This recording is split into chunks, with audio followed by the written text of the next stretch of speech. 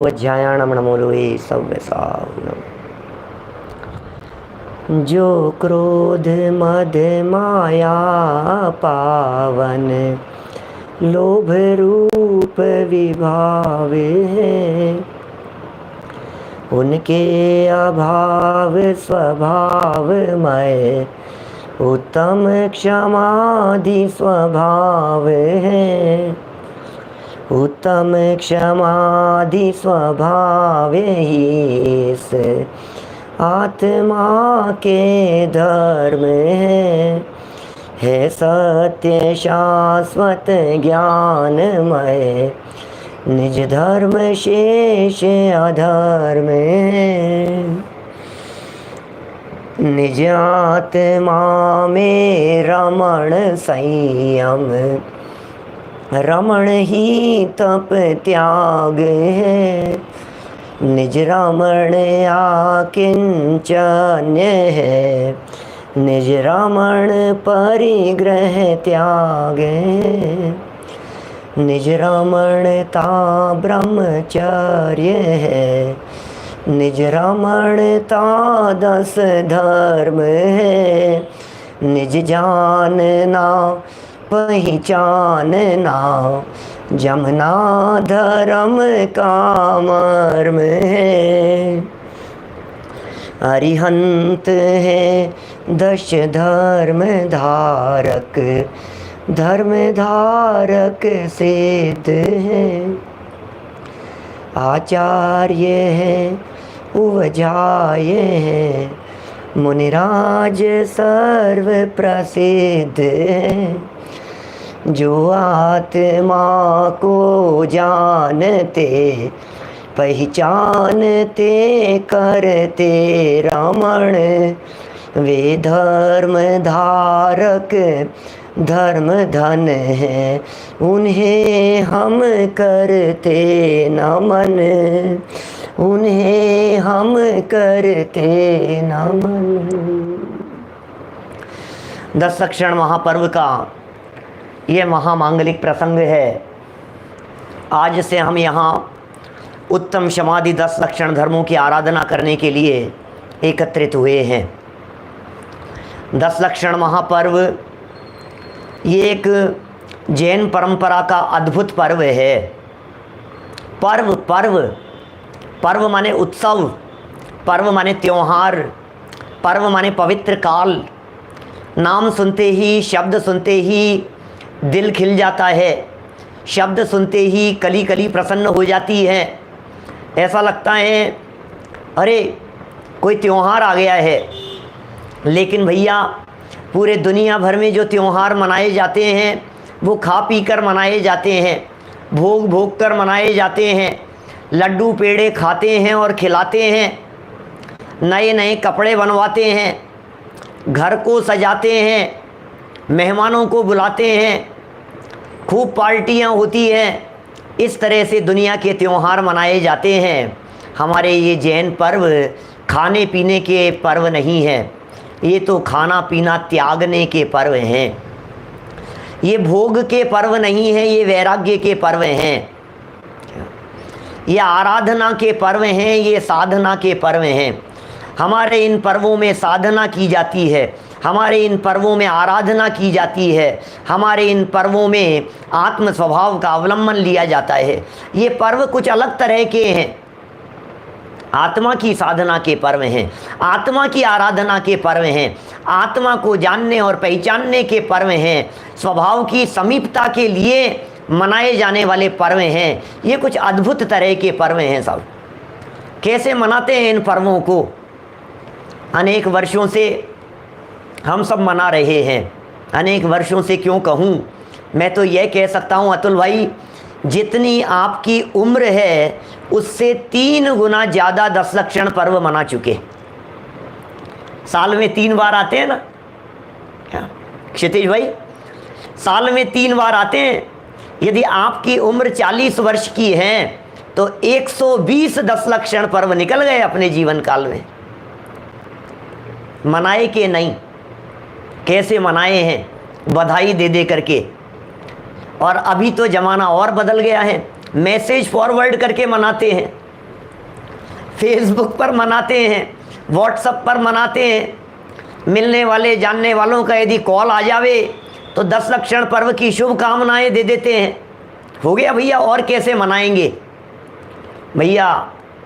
ये 10 लक्षण पर्व वर्ष में 3 बार भले ही आते हों, लोगों को तो पता ही नहीं है। मेरे साथ बहुत सारे लोग यूट्यूब पर भी जुड़े हैं, पता ही नहीं होगा बहुत सारे लोगों को तो कि साल में 3 बार भी आते हैं। और जो अमेरिका के साधर्मी मेरे साथ जुड़े हैं, मैं उम्मीद करता हूँ ये तो सब जानते होंगे। चैत्र में, माघ में और भादों में ये 3 बार 10 लक्षण पर्व आते हैं। ये शाश्वत पर्व हैं, ये त्रैकालिक पर्व हैं, ये जैनियों के पर्व नहीं है। यह बात अलग है कि इन्हें जैन समाज मनाता है, जैनियों के थोड़ी न है। क्यों भैया? ये धर्म क्या है? क्रोध नहीं करो, घमंड नहीं करो, मायाचार नहीं करो, छल कपट नहीं करो, लोभ लालच नहीं करो, यही तो है ना।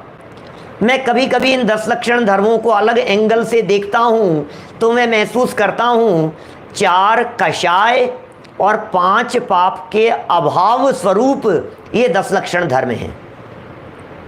क्रोध मान माया लोभ के अभाव में प्रकट होने वाले 4 धर्मों को तो आप सब जानते ही हैं।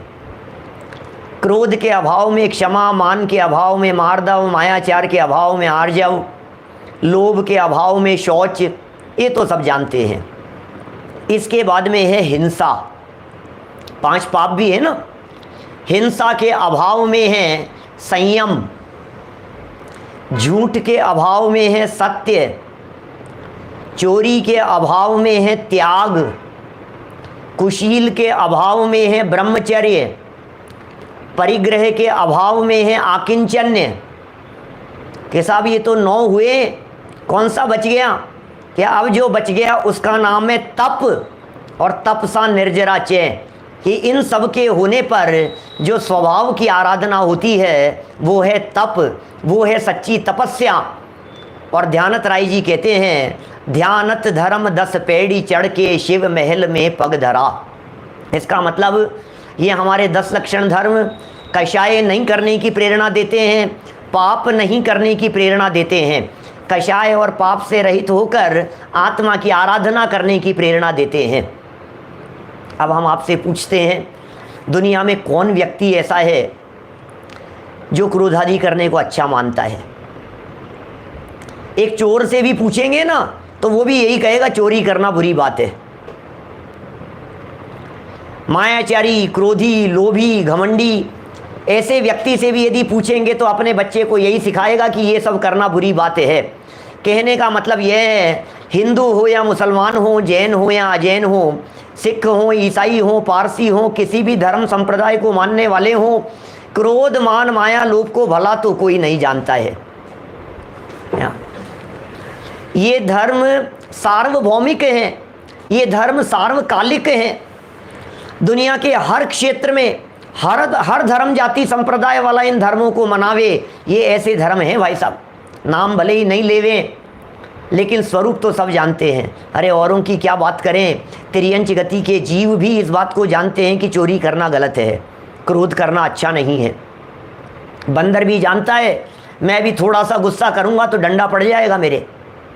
कुत्ता भी इस बात को जानता है, यदि उसे रोटी दी जाती है किसी के द्वारा तो सामने बैठ कर के खाता है, और यदि किसी के घर से लेकर के भागता है तो छिप कर के खाता है। उसे किसने सिखाया कि ये चोरी है और गलत काम है, वो भी जानता है।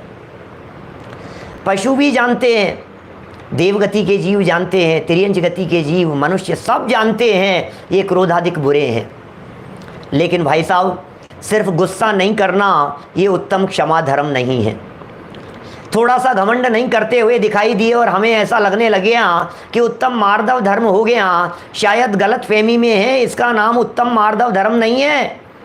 थोड़ा सा छल कपट करते हुए से नहीं दिखाई दिए, लोभ लालच नहीं दिखाई दिया और हमने समझ लिया हमारे तो 10 धर्म प्रकट हो गए हैं। नहीं भाई साहब, क्योंकि आत्मा को जाने बिना ये धर्म प्रकट होते नहीं हैं। यहाँ क्षमा की चर्चा नहीं है, यहाँ तो उत्तम क्षमा की चर्चा है।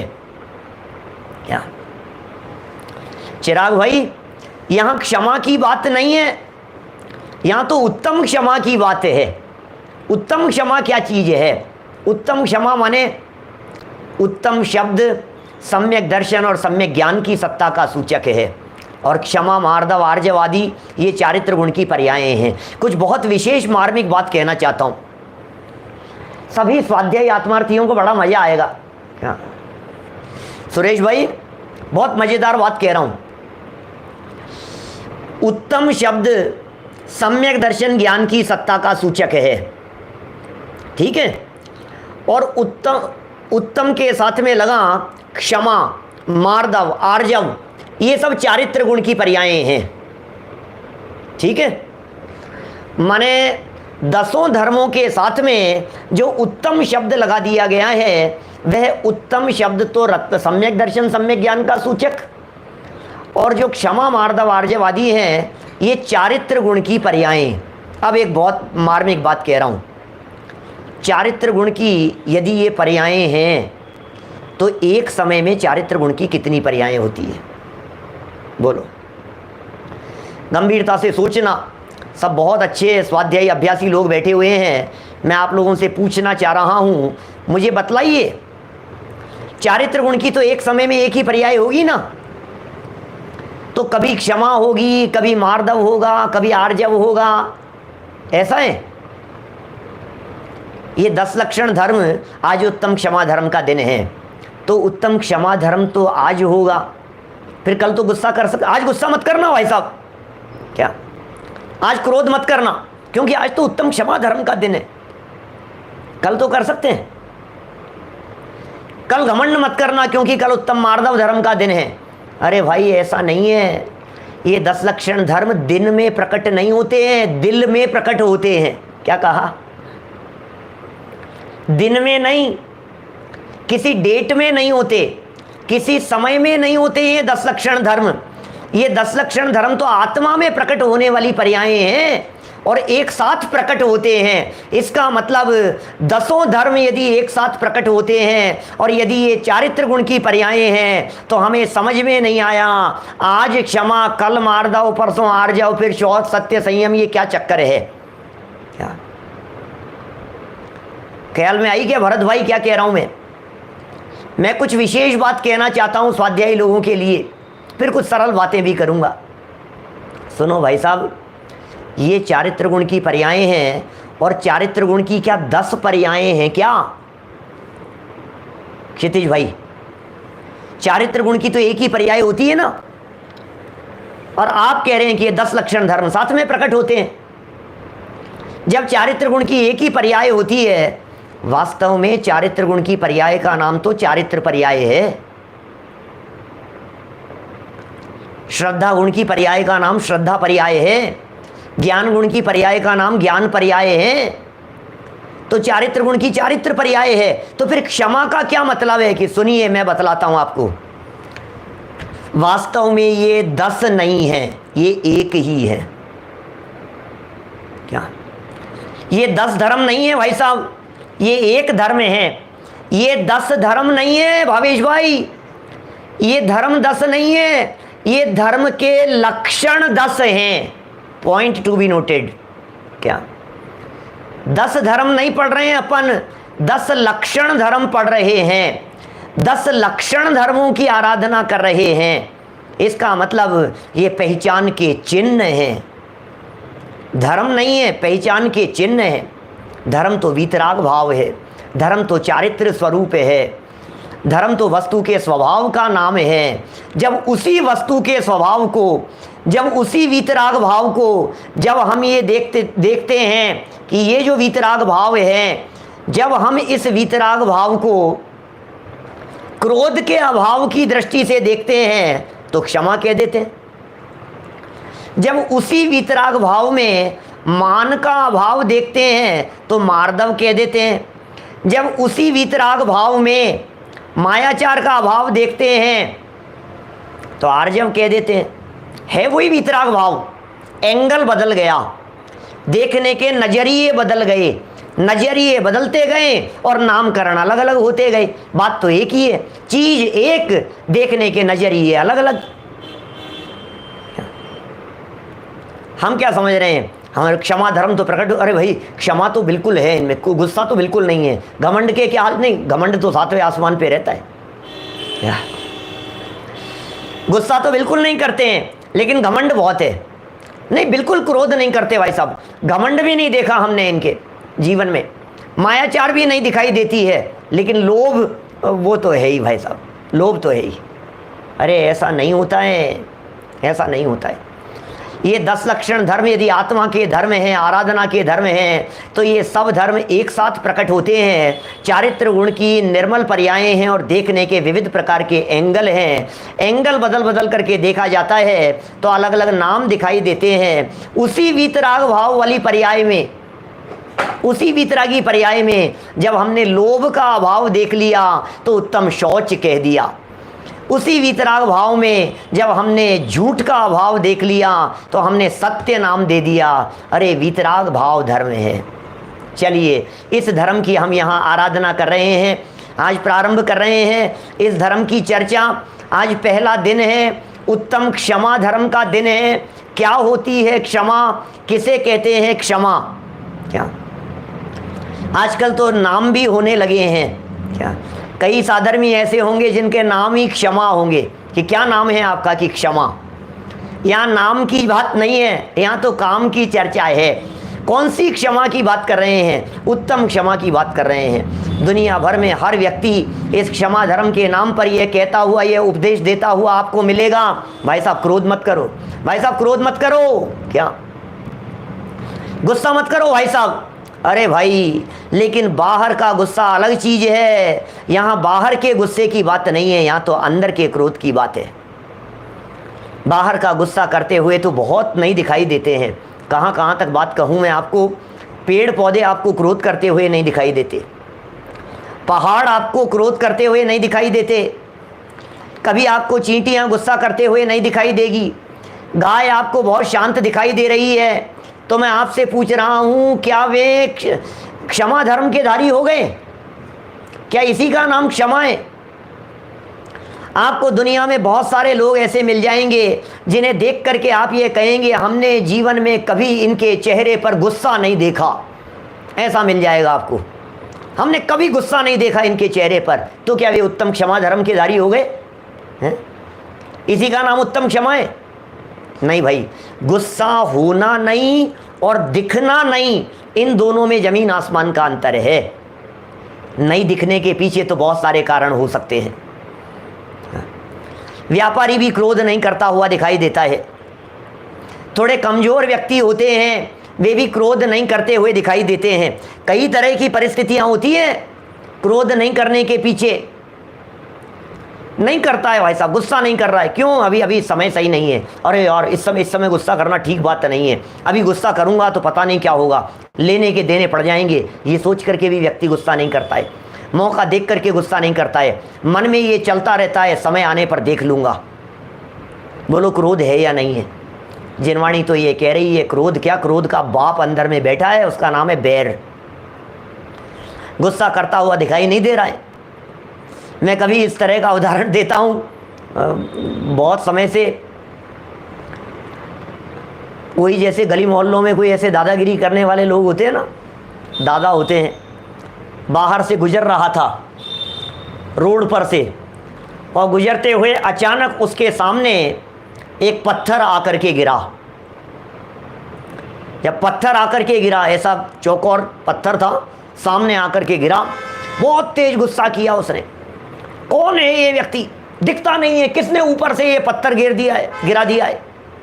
दिखता नहीं है, क्या अभी लग जाती तो क्या होता, सिर फूट जाता मेरा।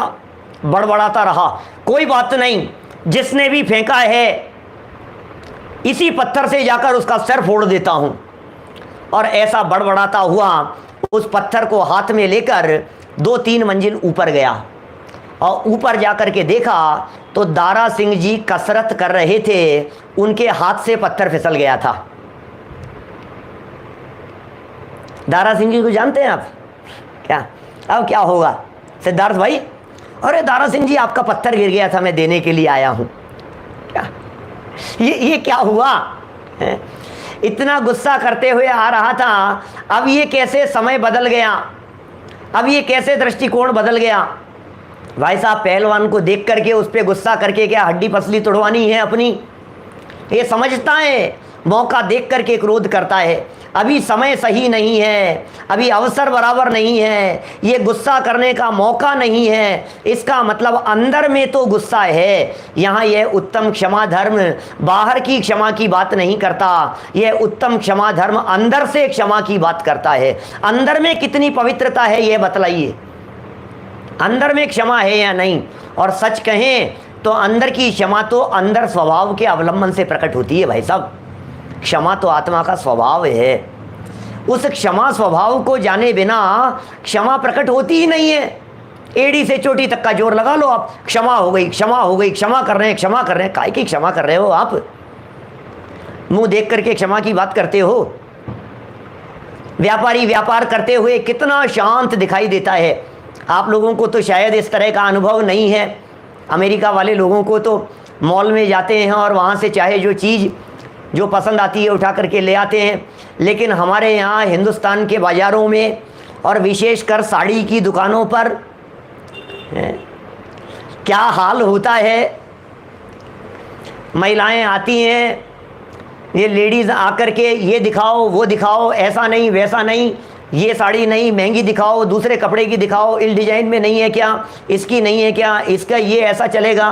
फिर डिज़ाइन किसी और की दिखाएगी, कपड़ा किसी और की दिखाएगी, ये इसके अंदर नहीं मिलेगा क्या, ये उसके अंदर नहीं होगा क्या। और 2 घंटे तक दुकानदार का माथा पचाए, और माथा पचाने के बाद फिर अंत में ये कह करके जाए कि पसंद नहीं आई, मैं फिर आती हूँ थोड़ी देर में, दोबारा आऊँगी।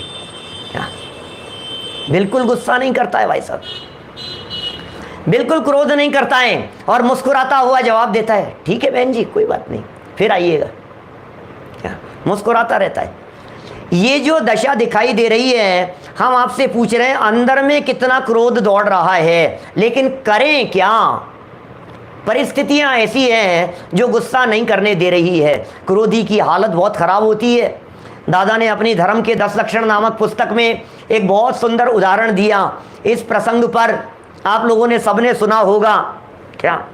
लेकिन सबने सुना है, उसके बावजूद भी मजा आता है बार बार में चर्चा करने पर। क्रोधी व्यक्ति को हमेशा दूसरे की गलती नजर आती है। क्या ध्यान आ गया होगा? हमेशा दूसरे की गलती नजर आती है, खुद की गलती दिखती ही नहीं है उसको। गिलास रखा हुआ था क्या, और मालिक चलते चलते कांच का गिलास जमीन पर रखा था और ठोकर लग गई तो नौकर पर चिल्लाता है।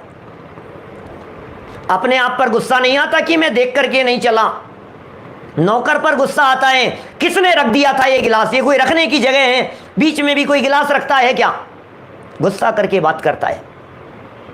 देखो आप, अब कदाचित वही गिलास बीच में रखा हुआ नौकर के पैर से ठोकर लग करके फूट जावे क्या, तो फिर रखने वाले पर गुस्सा नहीं आता क्योंकि रखा तो खुद ने था। अब नौकर पर गुस्सा करके कहता है, नालायक देख करके नहीं चलता, अंधा है क्या, दिखता नहीं है क्या, ऐसे चलते हैं क्या? देखिए, जब गिलास नौकर ने रखा था तो भी गुस्सा नौकर के ऊपर, और जब गिलास खुद ने रखा तो भी गुस्सा नौकर के ऊपर।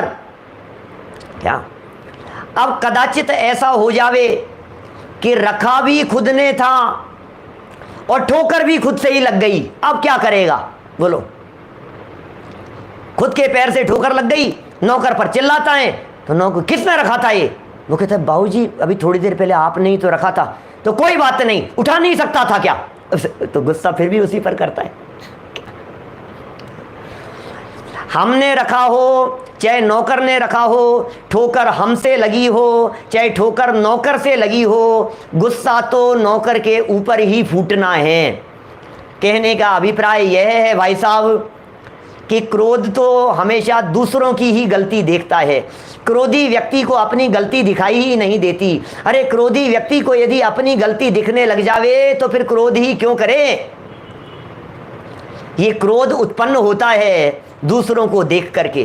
टोडरमल जी साहब ने बड़ी सुंदर पंक्तियां लिखी है, दूसरों को देख देख करके कषायें उत्पन्न होती है। ये विभाव उत्पन्न होते हैं औरों को देख देख करके। उन्होंने एक प्रकरण ऐसा लिखा, ये क्रोधादि कषाएं क्यों उत्पन्न होती हैं, तो उन्होंने कहा मिथ्यात्व के कारण जब जगत के पदार्थ इष्ट या अनिष्ट भाषित होते हैं तो कषाएं उत्पन्न होती है। कैसे उत्पन्न हो गई कषाएं? मिथ्यात्व के कारण जगत के पदार्थ इष्ट अनिष्ट भाषित हो रहे हैं तो कषाएं उत्पन्न होती हुई नजर आ रही है। मिटेंगी कैसे? बोले तत्वज्ञान के अभ्यास से। तत्वज्ञान के अभ्यास से जब जगत के पदार्थ इष्ट अनिष्ट भाषित नहीं होंगे तो कषाएं मिटेंगी। इसका मतलब कषाएं मिटाने का उपाय तत्वज्ञान का अभ्यास है और कषाएं उत्पत्ति का कारण पर की तरफ दृष्टि देना है। यदि हमारी दृष्टि पर की तरफ रहेगी तो क्रोध हुए बिना नहीं रहेगा। यही कारण है भाई साहब, मिथ्या दृष्टि एड़ी से चोटी तक का जोर लगा लेवे, वो क्रोध से रहित नहीं है। और सम्यक दृष्टि ज्ञानी जीव क्रोध करता हुआ भी दिखाई देवे तो भी क्रोध से रहित है। ये कैसा स्वरूप है? ये कैसी क्षमा है? बोलो। उत्तम क्षमा की चर्चा कर रहे हैं हम। ये कौन सी क्षमा है और ये कैसी क्षमा है जिसकी चर्चा जिनवाणी में की गई है? ये किस प्रकार की क्षमा का स्वरूप है? बाहर से देखने पर शांत दिखाई देने वाला अनंतानुबंधी का क्रोधी हो सकता है और बाहर में लड़ता झगड़ता दिखाई देने वाला व्यक्ति भी उत्तम क्षमा धर्म का धारी हो सकता है। ये जिनागम के रहस्य हैं। ये उलट पुलट बातें हैं, देखने पर पता नहीं लगता है हमारे को। देखने पर तो ऐसा लगता है क्या कह रहे हो पंडित जी साहब, समझ में नहीं आ रही है बात की। बात तो ऐसी ही है भैया। एक माँ अपने बच्चे को डांटती हुई दिखाई दे रही है, पीटती हुई दिखाई दे रही है, गुस्सा करती हुई दिखाई दे रही है। दादी जी ये कह रही है हमारे यहाँ 10 लक्षण आदि पर्व के दिनों में ऐसा होता है, 16 के कपड़े पहनते हैं, शुद्ध कपड़े पहनते हैं, चौके के अंदर आने नहीं देते हैं छोटे छोटे से बच्चों को। हमारे दादी जी वगैरह जब व्रत उपवास करते थे अंदर बनाते थे, कपड़े बदल करके अंदर जाते थे किचन में, शुद्ध धुले हुए कपड़े पहनते थे। और बच्चा यदि अंदर आने की कोशिश, नालायक जला दूंगी, पैर तोड़ दूंगी, तेरे टुकड़े टुकड़े कर दूंगी, खबरदार जो अंदर आया तो। अब देखो आप कैसा गुस्सा करती हुई दिखाई दे रही है माँ, लेकिन उसके बावजूद भी अंदर में तो क्षमा का दरिया बह रहा है। मारने का परिणाम नहीं है, गुस्सा नहीं है। माँ के हृदय की गहराई में झांक करके देखो आप, वो बच्चा 911 ही है ना, कंप्लेन नहीं करता है क्या? तो मैं भारतवासियों को कहना चाहता हूँ, अमेरिका में जो सादर में सुन रहे हैं बहुत सारे लोग, हमारे जैन अध्यात्म अकेडमी ऑफ नॉर्थ अमेरिका की तरफ से भी ये 10 लक्षण का कार्यक्रम चल रहा है। वहाँ क्या होता है बच्चों के लिए, मैंने गवर्नमेंट की तरफ से एक हेल्पलाइन है 911 के नाम से। बोले यदि माता पिता यदि डांट रहे हो, फटकार रहे हो छोटे बच्चों को भी, वे छोटे बच्चे पुलिस को बुला लेते हैं और पुलिस पकड़ करके ले जाती है माँ बाप को। क्या 13 साल के बाद? बोलो आप, अधिकार नहीं है माता पिता को बच्चों को डांटने का, फटकारने का, चिल्लाने का, गुस्सा करने का। अब ये कैसी स्थिति है? चलिए यहाँ तो हम क्या कह रहे हैं, गुस्सा करते हुए दिखाई दे रहे हैं। भैया शक्ल तो ऐसी दिखाई दे रही है, डाकिनी शाकिनी भूत पिशाचिनी जैसी, गुस्सा करते हुए चुड़ैल जैसी शक्ल दिखाई देवे, मार दो देखता नहीं है, और ऐसे ऐसे गुस्सा करते हुए दिखाई देवे। लेकिन अंदर में जरा झांक करके देखो, अंदर में क्या है। एक्सरे लेकर के देखो, सोनोग्राफी करके देखो, आप अंदर से देखेंगे तो शांति दिखाई देगी, अत्यंत शांति दिखाई देगी। कई बार कई बच्चे जब कभी ऐसी शिकायत करते हैं ना, हमारे पड़ोस में एक बच्चा था, उसके मम्मी पापा बहुत डांटते थे उसको, तो हमेशा कहता था ये तो मेरे से अपनापन ही नहीं है और मुझे तो पराया समझते हैं, ऐसा समझते हैं, बहुत बार बार मैं इस तरह की बातें कहता था। तो एक दिन मैंने उसको कहा कि सुन, अगली बार जब तेरे को पापा डांटे ना या मम्मी बहुत तेज़ डांटे तो एक काम करना, नाटक कर सकता है? बोले क्या अंकल? बोले ऐसा करना कि जब वो बहुत तेज़ तुझे डांट रहे हों तो उस समय तू चक्कर खा करके ज़मीन पर गिरने का नाटक करना। क्या कि उससे क्या होगा कि तुझे पता लगेगा कि वो कितना प्यार करते हैं तेरे से। क्या ये कैसी बात करते हो, कुछ नहीं होगा। अरे बेटा, तू यदि चक्कर खा करके गिर जावे और ये पता लग जावे कि तेरी तबीयत खराब है तो वो तो तुझे लेकर के डॉक्टर के भागेंगे, तेरे लिए जान देने को तैयार हैं, जो अभी छोटी छोटी सी बातों पर गुस्सा करते हुए नजर आ रहे हैं। कहने का कुल मिलाकर के अभिप्राय यही है कि जो क्रोध बाहर में दिखाई दे रहा है वो असली क्रोध नहीं है। जो अंदर का क्रोध होता है वही असली क्रोध होता है। हमारे यहाँ 10 लक्षण पर्व में उत्तम क्षमा धर्म के माध्यम से बाहर के क्रोध को नहीं, अंदर के क्रोध को छुड़ाने की बात करते हैं। अंदर के क्रोध को छुड़ाने की बात करते हैं। आत्म स्वभाव के अवलंबन से क्रोध पर विजय प्राप्त करने की बात करते हैं। स्वभाव के अवलंबन से क्रोध पर विजय प्राप्त कीजिए। हमारे ज्ञानी धर्मात्मा पुरुष पुराण उठा करके देखिए, एक एक बातें आपको ऐसी दिखाई देगी जिन्हें देख देख करके आपको लगेगा यार ये कैसा स्वरूप है, ये कैसा स्वरूप है। ऊपर से अत्यंत शांत दिखाई दे रहे हैं, उत्तम क्षमा धर्म जैसी दिखाई दे रही है द्रव्यलिंगी मुनिराज। चमड़ी खींच दो ऊपर से, आंख की कोर तक लाल नहीं होगी। ओहो, ये कैसी क्षमा दिख रही है ना।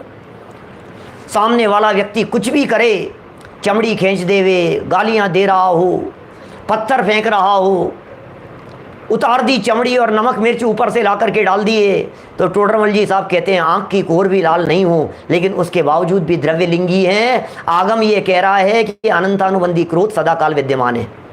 अब ये कैसा क्रोध है, ये कैसा अनंतानुबंधी का स्वरूप है, बोलो। गुस्सा नहीं करने पर भी गुस्से वाले दिखाई दे रहे हैं। हाँ जी, अंदर से गुस्सा है। अनंतानुबंधी, अप्रत्याख्यानावरण, प्रत्याख्यानावरण, संज्वलन, सब की सब कूट कूट करके भरी हुई है। ऐसा गुस्सा है अंदर में। आत्मा की विराधना, इसे कहते हैं क्रोध। ये है असली विराधना। और बाहर में कुछ ज्ञानी धर्मात्मा युद्ध क्षेत्र में लड़ते हुए नजर आवें, क्रोध करते हुए नजर आवें, तीर चलाते हुए नजर आवें, सामने वाले व्यक्ति को मौत के घाट उतारते हुए नजर आवें, लेकिन उसके बावजूद भी जिनवाणी ये कहती है भैया ये चौथे गुणस्थान वर्ती उत्तम क्षमा धर्म के धारी है, ये पंचम गुणस्थान वर्ती है उत्तम क्षमा धर्म के धारी हैं, ये छठे सातवें गुणस्थान वर्ती मुनिराज कदाचित किसी को कठोर शब्दों में भी कहें, हे दुरात्मन, हे आत्मपंसन, हे आत्मघाती, हे मिथ्या दृष्टि, हे घोर पापी, क्या कर रहा है, नरक में जाएगा, दर दर की ठोकरें खाएगा, रखड़ेगा, रखड़ता रहेगा। ऐसे ऐसे शब्दों के प्रयोग करें मुनिराज भावलिंगी संत। ऐसी डांट लगाएं हमारे को कि पंच परावर्तन करेगा, तुझे दिखता नहीं है क्या काम करता है, कैसे खोटे काम करता है। ऐसी बातें कहते हुए भी अपार करुणा के धारी है। ऐसी बातें कहते हुए भी कैसी करुणा वर्तती है उनके हृदय में।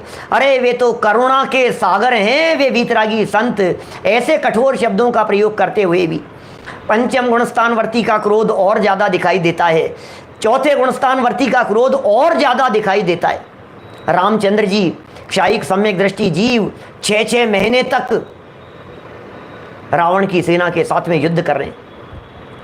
6-6 महीने तक युद्ध चल रहा है, तीर चला रहे हैं, मौत के घाट उतार रहे हैं, लोगों को जान से मार रहे हैं। आप देखिए तो सही, लेकिन उसके बावजूद भी जिनवाणी ये कह रही है उत्तम क्षमा धर्म है। ये कैसा क्षमा धर्म है? लोगों की, मनुष्य गति के जीवों की हत्या करते हुए भी उत्तम क्षमा धर्म।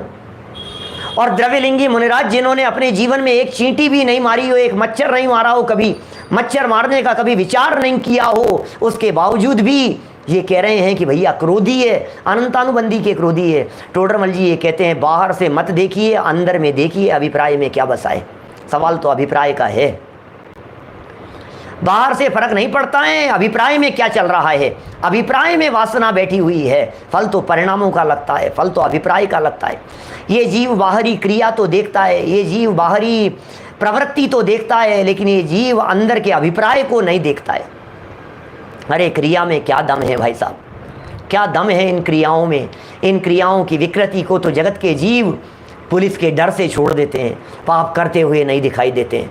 हिंसा नहीं कर रहा है, मारपीट नहीं कर रहा है, लड़ाई झगड़े नहीं कर रहा है। क्यों नहीं कर रहा है? पुलिस पकड़ करके ले जाएगी, अभी जेल जाना पड़ेगा भाई साहब। क्रिया के ऊपर कंट्रोल तो लगा रही है कौन? Police, government. गवर्नमेंट ने रोक लगा दी है, क्रिया के ऊपर रोक लगा दी है, सावधान रहता है, सतर्क रहता है। नहीं नहीं भाई साहब गलत, नहीं नहीं नहीं ऐसा नहीं करना चाहिए, नहीं मैं ऐसा नहीं करूँगा, नहीं गुस्सा नहीं करना चाहिए, लड़ाई झगड़े नहीं करने चाहिए, दंगा फसाद नहीं करूँगा, कोई बात नहीं। लेकिन जवान का क्या होगा? जवान के अपराध में तो पुलिस पकड़ करके नहीं ले जाती है। यदि आप किसी व्यक्ति से अपशब्द कह करके बात कर रहे हैं तो पुलिस पकड़ करके नहीं ले जाएगी। जितने पाप क्रिया से होते हैं उससे कई गुना ज़्यादा पाप वचन से होते हैं। न मालूम अपन ने अपनी ज़िंदगी में कितने लोगों को मार दिया होगा। जान से मार दूंगा जान से मारूंगा, पीटूंगा तुझे। कितनी बार गुस्से में ऐसे शब्द निकले होंगे। मारा कभी नहीं होगा जीवन में, लेकिन मारने के लिए वचन तो कितनी ही बार हमारी जबान से निकले होंगे। इसका मतलब मारने के पाप से कई गुना ज़्यादा पाप बोलने से लग रहा है। बोलता बहुत है, लेकिन बोलने पर भी कंट्रोल है, क्योंकि आस पड़ोस वाले क्या कहेंगे, समाज वाले क्या कहेंगे, परिवार वाले क्या कहेंगे, फैमिली वाले क्या कहेंगे। Please mind your language. नहीं, कंट्रोल करो भाई साहब, अपनी जबान को संभालिए भाई साहब। ऐसे शब्दों का प्रयोग शोभा नहीं देता है तो समझ जाता है ये व्यक्ति, अच्छा भाई साहब, ओहो ओके ओके, मुझे शब्दों को बराबर प्रयोग करना है, तो शब्दों पर भी कंट्रोल कर लिया। लेकिन अभिप्राय में जो क्रोध बैठा हुआ है, मन में जो चल रहा है, परिणामों में जो खोट चल रही है, उसका क्या होगा, उसे कौन कंट्रोल करेगा और कैसे कंट्रोल करेगा। उसे कंट्रोल करने का तो एक ही उपाय दिखाई देता है, जिसे कहते हैं तत्व ज्ञान का अभ्यास। जिसे कहते हैं तत्व ज्ञान का अभ्यास कीजिए, जिसे कहते हैं वस्तु स्वरूप का विचार कीजिए, जिसे कहते हैं आत्मा की आराधना कीजिए, जिसे कहते हैं अपने और पराये का भाव वासन कीजिए। इसके बिना क्रोध नहीं मिटता। बाहर की शांति दिखाई दे रही है, लेकिन अंदर में भूचाल चल रहा है, अंदर में भूकंप चल रहा है। शांत दिख रहा है बाहर में, अंदर में गर्मी है, अंदर में तेजी है। हमारे महामुनिराजों की ऐसी स्थिति होती है, बाहर में माथे पर सिगड़ी जल रही हो और अंदर में शांति वर्त रही है, और यहाँ बाहर में एसी चल रहा है लेकिन माथे गर्म है। बाहर में टेम्परेचर बहुत ठंडा है, कितना ठंडा है, अरे बहुत कूलिंग बहुत हो गई है, ठंडक बहुत है, ठंडा बहुत है भाई साहब। अंदर में तो माथा गर्म हो रहा है, खोपड़ी गर्म है, अंदर की गर्मी का क्या होगा। और हमारे मुनिराजों की कैसी स्थिति है, बाहर में तपते हुए दिखाई दे रहे हैं, अग्नि की ज्वालाओं में जलते हुए दिखाई दे रहे हैं, तपतायमान दिखाई दे रहे हैं। रुई में लपेट करके आग लगा दी गुरुदत्त आदि मुनिराजों के ऊपर, रुई में लपेट दिया और आग लगा दी, आग से जलते हुए दिखाई दे रहे हैं, लेकिन अंदर में चैतन्य स्वभाव की शीतल छाया में शांति का वेदन करते हैं।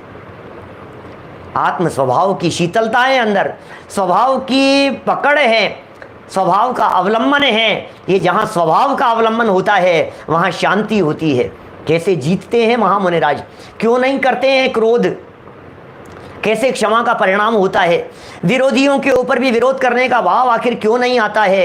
ये कैसी क्षमा है जो यशोधर मुनिराज के जीवन में दिखाई देती है। ये कैसी क्षमा है उनके जीवन में, जो सामने से एक व्यक्ति गले में मरा हुआ सर्प डाल रहा है, दूसरा उतार रहा है, लेकिन उसके बावजूद भी दोनों को एक समान आशीर्वाद दे रहे हैं। ये कैसी क्षमा है, ये कैसी क्षमा का स्वरूप दिखाई देता है। समझ में ही नहीं आता है ये क्षमा किस प्रकार की हो रही है। सद्धर्म वृद्धि रस्तु, ओहो सद्धर्म वृद्धि रस्तु, धर्म वृद्धि हो। अरे हमें तो सब एक जैसे दिखाई दे रहे हैं, हमें तो एक जैसे दिखाई देते हैं, हमें क्या फ़र्क पड़ता है। हमारे लिए तो उपसर्ग करने वाले और उपसर्ग दूर करने वाले दोनों एक समान हैं। ये होती है वीतरागी संतों की क्षमा, ये है असली क्षमा। ये क्षमा कहाँ से आ गई है, ये क्षमा कैसे प्रकट हो गई है भाई साहब। लौकिक में क्रोध तो अनंत बार छोड़ा है, छोड़ा क्या है, छूट भी गया है। कितना गुस्सा करेगा, यहाँ से मर मरा करके एक इंद्रिय पर्याय में चला जाएगा तो कौन सा गुस्सा बैठा रहेगा, कौन सा बैर बैठा रहेगा। चला गया निगोद में, छुट्टी हो गई सब, और क्या है, क्या लेना देना है उसमें। ये क्रोध तो अपने आप छूट जाता है, परिस्थितियां बदलते ही क्रोध छूट जाता है, परिस्थितियां बदलते ही मान छूट जाता है। मायाचारी कब तक चलेगी आपकी, लोभ लालच कब तक टिका रहेगा। अभी कोरोना की परिस्थितियों ने तो सबको सबके दशाएं दिखा दी है। अरे क्या करें भाई साहब, क्या क्या देखें, हालत ख़राब है भाई साहब। ओहो दुनिया बदल गई है, ज़िंदगी बदलती हुई देखी है हम सब ने भाई साहब। ये क्रोध बहुत बुरा है। पंडित मक्खन लाल जी साहब है ना, पंडित मक्खन लाल जी साहब ने इस क्रोध के संदर्भ में बड़ी मार्मिक पंक्तियां लिखी, बहुत ही मार्मिक पंक्तियां लिखी है उन्होंने। ऐसी पंक्तियां लिखी हैं, क्रोध कर मरे और मारे ताही फांसी होए। सुनिए क्या पहले कभी, क्रोध कर मरे और मारे ताही फांसी होए, किंचित हूँ मारे तो हूँ जाए जेल खाने में, जो कहूँ निबल भय हाथ पाँव टूट गए, ठोर ठोर पट्टी बंधी पड़े सफा खाने में, पीछे से कुटुंबी जन हाय हाय करत फिरे, जाए जाए पैरों पड़े तहसीलरू थाने में, किंचित किए ते क्रोध एते दुख होत भ्रात, होते हैं अनेक गुण जरा गम खाने में, होते हैं अनेक गुण जरा गम खाने में। सिद्धार्थ जी गम खाना जानते हैं क्या होता है? गम खाओ क्या? थोड़ा सा शांत रहो, सुनिए आपने कभी क्या अर्थ है इन लाइनों का। क्रोध कर मरे, एक व्यक्ति क्या जहर खा करके मर गया, क्या इतना नाराज हुआ, ऐसा हुआ, सारी परिस्थितियां उसके साथ में बनी, जो भी परिस्थिति बनी थी, इतना गुस्सा आया कि वो जहर खा करके मर गया। अच्छा, पोस्टमार्टम की रिपोर्ट आई, रिपोर्ट में क्या आएगा भाई साहब? कैसे मरा है रवि भाई, कैसे मरा है वो व्यक्ति? बोले जहर से मर गया।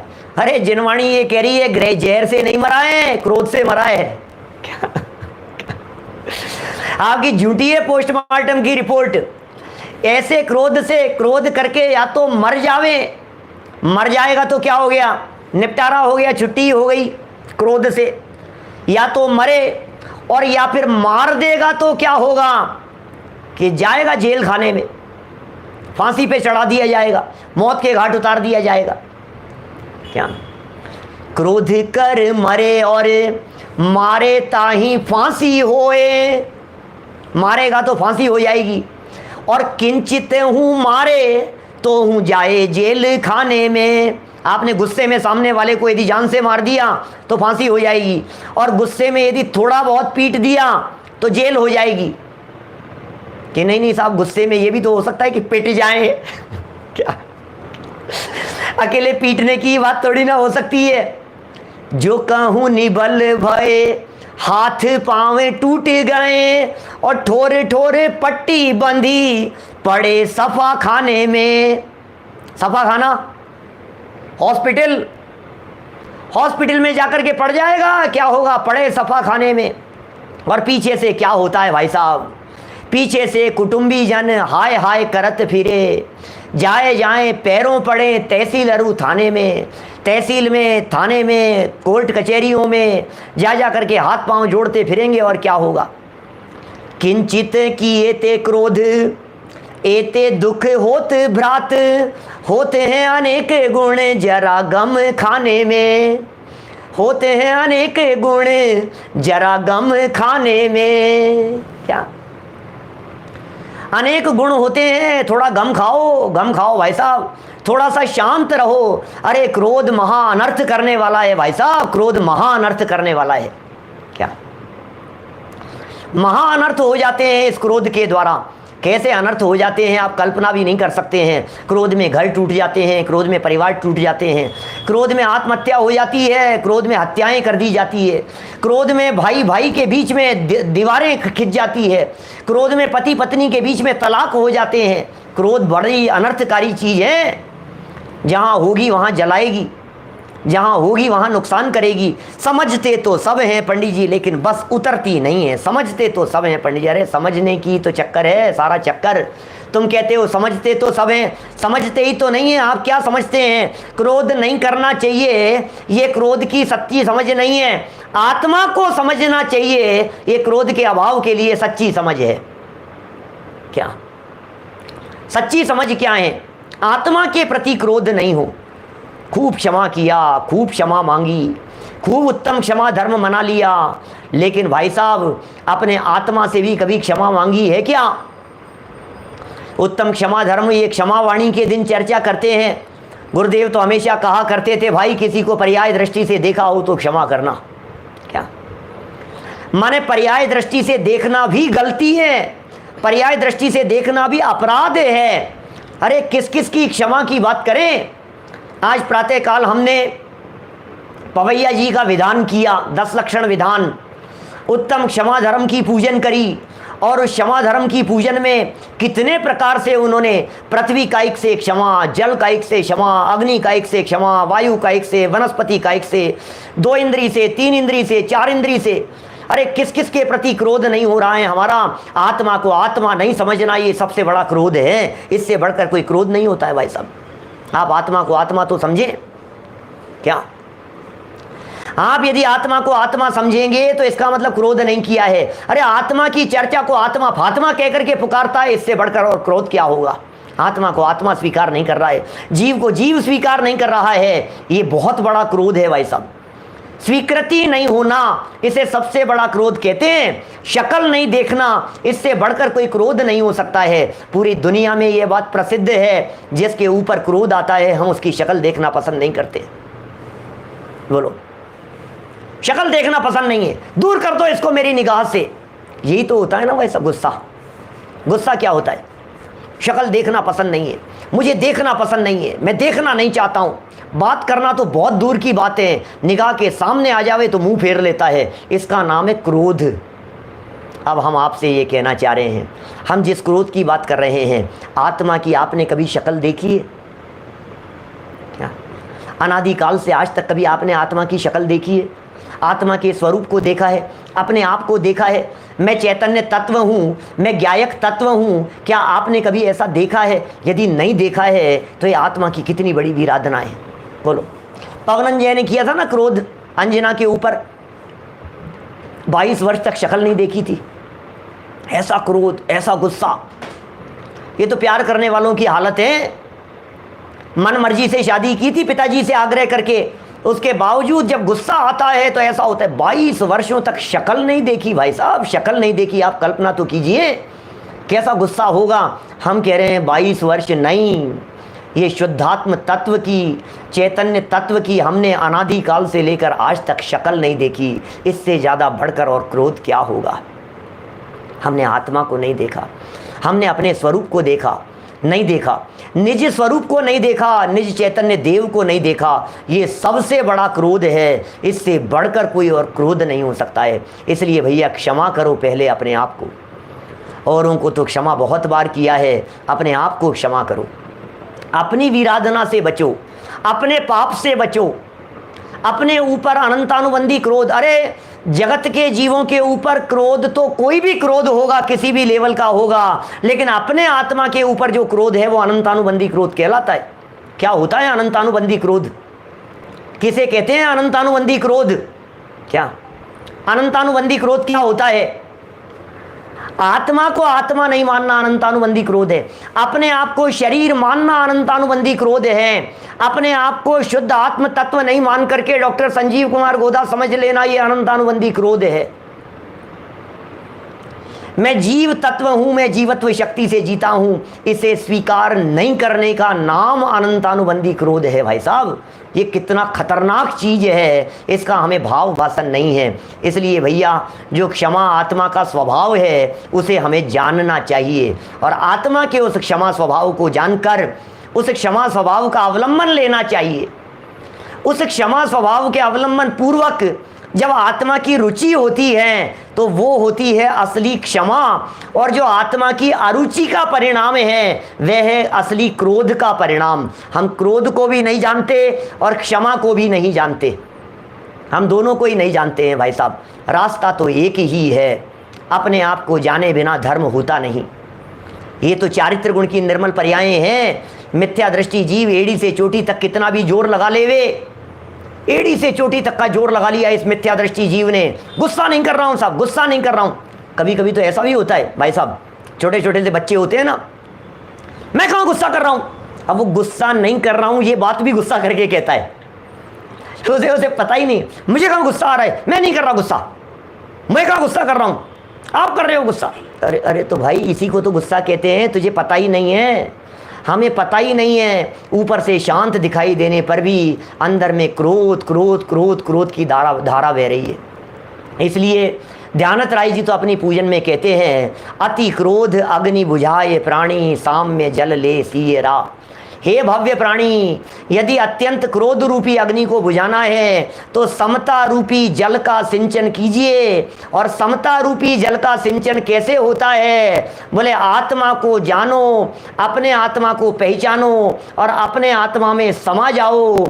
जानना और पहचानना यह है उत्तम, और समा जाना ये है धर्म। उत्तम धर्म है ना, जानना और पहचानना है सम्यक दर्शन, सम्यक ज्ञान।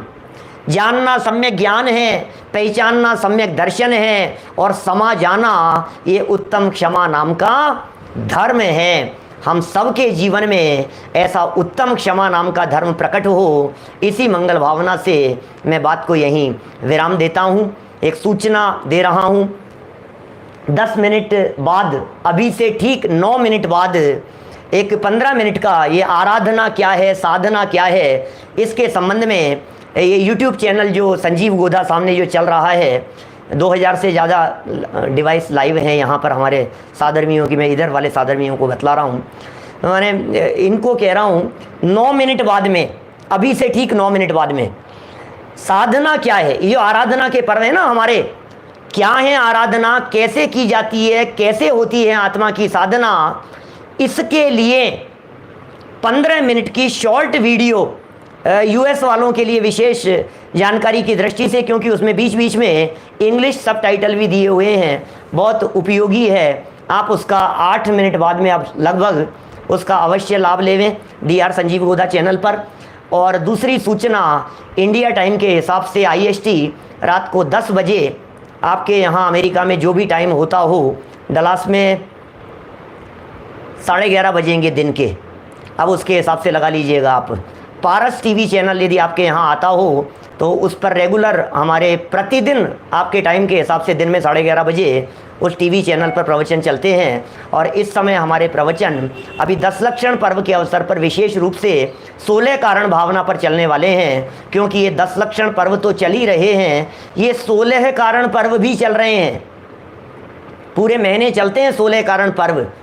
तो 10 धर्मों की आराधना तो हम इस समय करेंगे ही, जिस समय अभी आपके बीच में की है। हम 16 कारण की चर्चा वो पारस TV चैनल के माध्यम से TV पर करने वाले हैं, तो आप लोग अवश्य उसका लाभ लेवें। बाकी सुबह के जो कार्यक्रम हैं, भारतीय समय के अनुसार सुबह 8 बजे पूजन 10 लक्षण विधान, और ठीक 9:30 बजे भारतीय समय के अनुसार सुबह 9:30 बजे समय सार के ऊपर रोजाना प्रतिदिन जो प्रवचन हमने पिछले 8-10 दिन पहले प्रारंभ किए हैं, चौथी गाथा पर आ गए हैं हम समय सार की। उस चौथी गाथा की चर्चा 10 लक्षण पर्व के अवसर पर चौथी, पांचवी, छठी गाथा चलेगी। दोपहर में इंडिया टाइम ठीक 2 बजे, 2 से 3:30 बजे तक तत्वार्थ सूत्र के एक अध्याय का अर्थ, और भारतीय समय 3:45 बजे हम 10 दिनों में पूरा प्रवचन सार ग्रंथ पढ़ाने वाले हैं। आज के प्रवचन में हम 20 गाथाएं पढ़ा चुके हैं। ये जानकारी थी, आप लोग अवश्य उसका लाभ लेवें। अभी की बात को यहीं विराम देता हूँ जनवाणी स्तुति के साथ में। निज निधि निज में बताई, यह अनंत उपकार है, उसके लिए जिन वाणी माँ को वंदना शत बार है, वंदना शत बार है। 9 बार नमोकार मंत्र। नमो हरिहंताण, नमो सिताण, नमो बचाण।